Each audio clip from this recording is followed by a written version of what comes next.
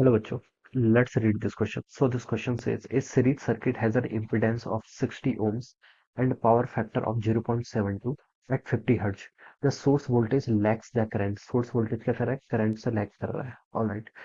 ए में बोला कि which circuit element an inductor on an capacitor should be placed in series with the circuit to raise its power factor को raise करने के लिए, and what size element will raise the power factor to unity. Okay, दो part में आपसे question पूछा हुआ है. तो इस क्वेश्चन का बच्चों की कॉन्सेप्ट आप क्या लिख सकते हैं? की concept of series LCR circuit लिख लीजिए. क्या लिख लीजिए? Series RLC circuit. ठीक है, series RLC circuit will be the key concept of this question. Okay, ये क्या हो गया इस क्वेश्चन का आपका की कॉन्सेप्ट. देखिए बच्चों, यहाँ से आप क्या लिख सकते हैं? Series circuit has an impedance. Impedance आपको गिवन कर रखी है. ठीक है, इम्पीडेंस कितनी देर की? आपको 60 ओम्स के इक्वल गिवन कर रखी है. और पावर फैक्टर भी आपको यहाँ पर गिवन कर रखा है. पावर फैक्टर देखिए कितना गिवन कर रखा है. पावर फैक्टर होता है कितना? पावर फैक्टर को हम देखिए cos फाई से रिप्रेजेंट करते हैं. इसकी वैल्यू होती है आपकी आर बाई जेड के इक्वल. ठीक है, ये आपका क्या होता है? Power factor.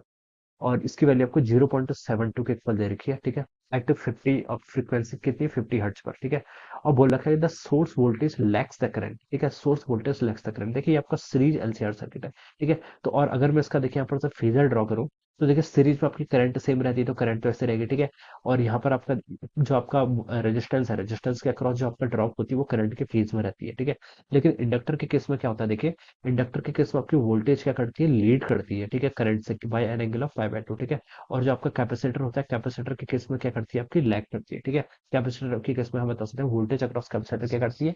लैग करती है करंट से बाय पाई बाय 2. ठीक है, और यहाँ पर लिखा है the source voltage lags the current. ठीक है, जो आपकी सोर्स वोल्टेज है वो क्या कर रही है? आपकी करंट से लैग कर रही है. तो इसका मतलब जो रिजल्टेंट है वो देखिए इस साइड आएगा. वीसी भी इस साइड है, वीएल अपोजिट है, तो वीएल को इधर लेके जाएंगे तो हम बता सकते हैं ये वाला आपका वीसी माइनस वीएल हो जाएगा. ठीक है, तो ये आपका रिजल्टेंट सर्किट इस तरीके से है. यहाँ पर करंट क्या कर रहा है? लीड कर रहा है, और वीसी माइनस वीएल क्या कर रहा है? आपका लैग कर रहा है. तो देखिए ये कैसा सर्किट हो जाएगा? ये आपका कैपेसिटिव सर्किट हो जाएगा, क्योंकि कैपेसिटर नीचे वाली साइड है, तो हम बता सकते हैं इस सर्किट का नेचर कैसा? आपका कैपेसिटिव नेचर है. कैसा नेचर है आपका?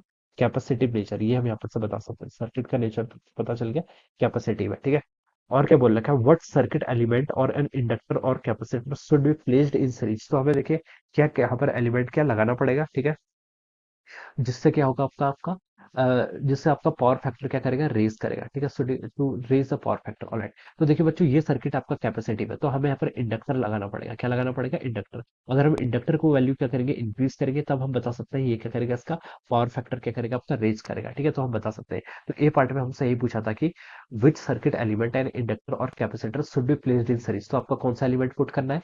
सर्किट का नेचर क्या है? आपका कैपेसिटिव है, तो हम बता सकते हैं एक इंडक्टर हमें लगाना पड़ेगा. क्या लगाना पड़ेगा? इंडक्टर लगाना पड़ेगा, जिससे हमारा क्या करे?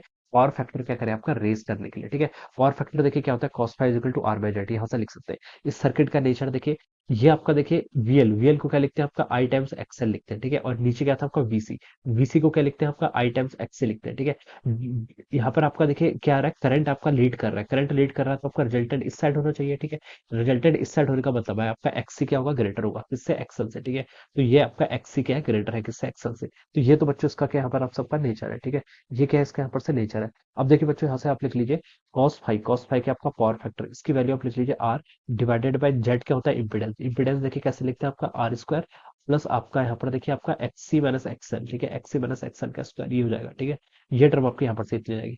और पावर फैक्टर देखिए आपको गिवन कर रखा है कितना? 0.72 के इक्वल गिवन कर रखा है, तो आप इसको लिख लीजिए 0.72 इज इक्वल टू कितना है आपका? आर टाइम्स डिवाइडेड बाई आपका इम्पीडेंस. इम्पीडेंस भी क्वेश्चन में देखिए 60 ओम्स गिवन कर रखा है. कितना गिवन कर रखा है? 60 ओम्स. तो बच्चों आप लिख सकते हैं रेजिस्टेंस कितना हो जाएगा आपका? 7.2 इंटू 6 करेंगे तो कितना आता है? 43. यस, 43.2. ठीक है, तो ये तो आपका रेजिस्टेंस आ गया. इतना क्या आपका रेजिस्टेंस? ये आपने रेजिस्टेंस कैलकुलेट कर लिया. ठीक है, ये आपका क्या आ गया बच्चों? एक आपने यहाँ पर रेजिस्टेंस कैलकुलेट करके बता दिया. ठीक है, और क्या ये आपका यहाँ से रेजिस्टेंस कैलकुलेट हो गया. और आपसे क्या बोल रखा है आपको?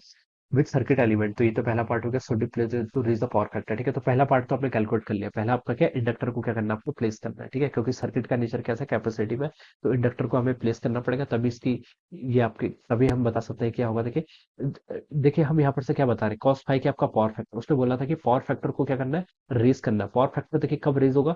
जब इसकी वैल्यू देखिए cos फाइव की मैक्सिमम वैल्यू कितनी हो सकती है? 1 हो सकती है. ठीक है, तो एक्सी और एक्सएल जब बराबर होंगे तब हम बता सकते हैं कि ये टर्म जीरो हो जाएगी, और ये आर बाई आर कितना होगा? 1. तो एक्सी और एक्सएल क्या होना चाहिए? ग्रेटर होने मतलब बराबर होनी चाहिए. उस कंडीशन में रेजोनेंस स्टेब्लिश होना चाहिए. यहाँ पर आपका एक्सी क्या ग्रेटर है? एक्सएल से, तो एक्सएल को ग्रेटर करने के लिए हमें इंडक्टर सीरीज में कनेक्ट करना पड़ेगा, इसलिए मैं ऐसा बोल रहा हूँ. ठीक है, what size element will raise the power factor to unity.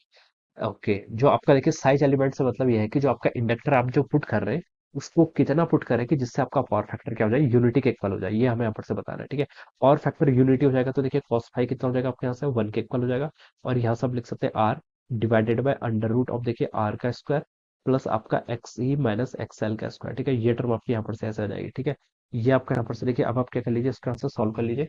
तो यहाँ पर से देखिए आपका 1 हो जाएगा। आर की वैल्यू बच्चों कितनी है, इसको वैसे लिख लीजिए, देखिए इसको हम राइट साइड ले आ जाएंगे तो हो जाएगा आपको आर का स्क्वायर प्लस आपका X C minus X L का स्क्वायर, और ये टर्म किसके इक्वल हो जानी चाहिए आपकी, आर स्क्वायर के इक्वल हो जानी चाहिए। ठीक है, तभी आपका देखिए पावर फैक्टर अगर मैंने यूनिटी कर दिया तो आपकी ये कंडीशन आ जाएगी। ठीक है, तो यहाँ से आपका आर स्क्वायर से आर स्क्वायर कैंसिल, और मैं बता सकता हूँ एक्स सी की वैल्यू कितनी होनी चाहिए, यहाँ से आपकी एक्स एल के इक्वल हो जानी चाहिए। ठीक है, ये कंडीशन आपकी यहाँ पर से इतनी आ गई। ठीक है, अब देखिए बच्चों, मुझे यहाँ पर x C minus X L की वैल्यू यहाँ पर क्या करनी है, पहले कैलकुलेट करनी पड़ेगी। किसकी, x C minus X L की वैल्यू क्या करनी पड़ेगी, कैलकुलेट करनी पड़ेगी।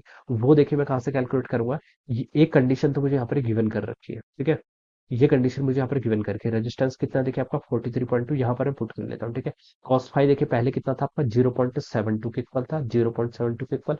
ये किसके इक्वल था देखिए, आर बाई जेड के इक्वल। आर बच्चों कितना आपने फाइंड आउट कर लिया, कितना 43.2, कितना 43.2 divided by under root of देखिए ये फॉर्मूला आर, आर कितना आपका 43.2 का स्क्वायर प्लस आपका कितना लिख लिए एक्स सी माइनस एक्सएल का स्क्वायर। ठीक है, ये वैल्यू आपकी यहाँ से इतनी आ जाएगी। अब देखिए इसको आप क्या कर लीजिए, यहाँ से हो जाएगा आपका 0.72 इंटू बच्चों कितना हो गया यहाँ से आपका, ये हो जाएगा आपका अंडर रूट ऑफ 43.2 प्लस आपका एक्स सी माइनस एक्सएल का square, it should be equal to 43.2, ये आपका 43.2 के इक्वल है। ठीक है, अब बच्चों आप क्या कर लीजिए ना, स्क्वायरिंग कर लीजिए दोनों साइड। ठीक है, दोनों साइड क्या कर लीजिए, स्क्वायरिंग कर लीजिए। स्क्वायरिंग करने से पहले हम ये कर लेते हैं, स्क्वायरिंग करने से पहले हम इसको राइट साइड लेके जाते हैं, 43.2 कर लेंगे डिवाइडेड बाई 0.72 कर लूंगा तो इसकी वैल्यू 60 आ जाएगी। ठीक है, इस टर्म को भी देखिए इस साइड ले गया तो ये कितना हो गया आपका 60 के इक्वल हो जाएगा। ठीक है, और मैं स्क्वायर कर लूंगा तो देखिए स्क्वायर कर लिया मैंने यहाँ पर तो कितना हो जाएगा आपका, स्क्वायर वाले टर्म को हटा दीजिए, ये हो जाएगा आपका एक्स सी माइनस एक्सएल का स्क्वायर, और ये 60 आर से 60 का स्क्वायर वहां जाके आपका 3600 के इक्वल हो जाएगा। ठीक है, ये मैंने कर लिया, मैंने देखिए पहले इसको यहाँ पर आके डिवाइड कर लिया, डिवाइड करके 60 आया, फिर मैंने स्क्वायर रूट हटा दिया तो दोनों साइड स्क्वायरिंग कर ली तो ये टर्म आ जाएगी। ठीक है, अब यहाँ से देखिए आपका एक्स सी माइनस एक्सएल का स्क्वायर, ये वैल्यू बच्चों कितनी आ जाएगी आपकी, ये देखिए आपका 3600 है और माइनस आपका 43.2 का स्क्वायर। ठीक है, 43.2 इंटू 43.2, इसकी वैल्यू आपकी 1866 आ रही है। ठीक है, तो मैं लिख इसको सब्ट्रैक्ट कर लेता हूँ, माइनस 3600, तो ये वैल्यू आपकी 1733.36 के इक्वल आ रही है। ठीक है, यहाँ से आपकी देखिए एक्स सी माइनस एक्सएल का स्क्वायर आपका बच्चों यहाँ से इतना आ गया। आप क्या कर लीजिए, देखिए इसको आप सॉल्व कर लीजिए, 1733.36, इसकी वैल्यू आपकी 41 के इक्वल आ रही है, कितनी आ रही है 41। तो एक्स सी माइनस एक्सएल बच्चों यहाँ पर से कितना आ रहा है आपका 41.63 जितना आ रहा है, कितना आ रहा है 41.63। ठीक है, ये आपका आ जाए, इन दोनों का डिफरेंस आपका इतना आ रहा है। ठीक है, तो अब हमें देखिए यूनिटी पावर करने के लिए क्या होना चाहिए, रेजोनेंस होना चाहिए। रेजोनेंस के लिए एक्ससी और एक्सएल की वैल्यू क्या होनी चाहिए, इक्वल होनी चाहिए। ठीक है, तो बता सकता हूँ यहाँ पर आपका एक्ससी एक्सएल से कितना आ गया 41.63। अगर हमें यूनिटी पावर फैक्टर करना है तो हमें इतना एक्सएल, यानी कि हमें इतना एक्सएल क्या करना पड़ेगा, इंडक्टेंस जिसका रजिस्टर जिसका आपका इंपीडेंस कितना 41.63, इतना आपको क्या करना पड़ेगा, ऐड करना पड़ेगा। ठीक है, अब हम क्या लिख सकते हैं देखिए, आपको यहाँ पर से इतना जेड चाहिए, जेड यानी कि आपको कितना चाहिए, एक्सएल आपको यहाँ से कितना चाहिए 41.63 का चाहिए। ठीक है, और फ्रीक्वेंसी आपको गिवन कर रखी है, कितनी फ्रीक्वेंसी पे देखिए 50 हर्ट्ज बोल रखा है। ठीक है, यानी कि आपको ओमेगा गिवन कर रखा है, कितना 50 हर्ट्ज गिवन कर रखा है। और आपको बच्चा यहाँ से क्या बताना है आपको, सॉरी ये आपके हर्ट्ज है ना, तो रेडियन पर सेकंड नहीं, तो फ्रीक्वेंसी गिवन है। ठीक है, नॉट ओमेगा। ठीक है, ओमेगा की यूनिट होती है रेडियन पर सेकंड, ये आपको फ्रीक्वेंसी एंगुलर फ्रीक्वेंसी की बननी है। आपको क्या बताना है यहाँ से, आपको यहाँ पर से एल की वैल्यू बतानी है। ठीक है, तो एल देखिए कितना होता है आपका, एक्सएल होता है आपका ओमेगा इंटू एल। ठीक है, ओमेगा को क्या लिख सकते हैं आपका 2 पाई एफ इंटू आपका एल हो जाएगा। ठीक है, तो एल की वैल्यू यहाँ से आपका एक्सएल पुट कर लीजिए, कितना हो जाएगा 41.63 डिवाइडेड बाई 41.63 डिवाइडेड बाई आपका 2 पाई इंटू 50 हो जाएगा। ठीक है, इस वैल्यू को बच्चों आप यहाँ से क्या कर लीजिए, कैलकुलेट कर लीजिए। मैं यहाँ पर लिख लेता हूँ इसको। ठीक है, थोड़ा सा स्पीड से देख लीजिए, कितना है आपका 41.63 डिवाइडेड बाय कितना हो जाएगा यहाँ से आपका 100 पाई के इक्वल हो जाएगा, कितना हो जाएगा आपके यहाँ से आपका 100 पाई के इक्वल। तो एल को बच्चों में थोड़ा सा सिंप्लीफाइड कर लूंगा तो हो जाएगा आपका 0.4163 डिवाइडेड बाय पाई, पाई की वैल्यू कितनी होती है 3.14 के इक्वल। ठीक है, कितनी होती है 3.14 के इक्वल। तो इसको अगर हम सॉल्व करें तो 0.4163 डिवाइडेड बाय आपका कितना 3.14, तो इसकी वैल्यू 0.1325 आ रही है, कितनी 0.1325। ठीक है, तो इतना हमें क्या करना पड़ेगा, ये इंडक्टर, ये आपका इंडक्टर जिसका इंडक्टेंस कितना आपका 0.1325 हेनरी। ठीक है, ये क्या करना पड़ेगा आपको यहाँ पर सीरीज में ऐड करना पड़ेगा, तभी आपकी क्या होगी, तभी आपकी रेजोनेंस की कंडीशन आएगी, रेजोनेंस की कंडीशन आएगी और हम बता सकते हैं पावर फैक्टर आपका यूनिटी के इक्वल हो जाएगा, ठीक है। तो ये आपकी यहाँ पर से कंडीशन हो जाएगी। तो इस तरीके से बच्चे हम क्या करेंगे, उसको सॉल्व करेंगे। Alright, so I hope you all understood this concept. All the best and thank you.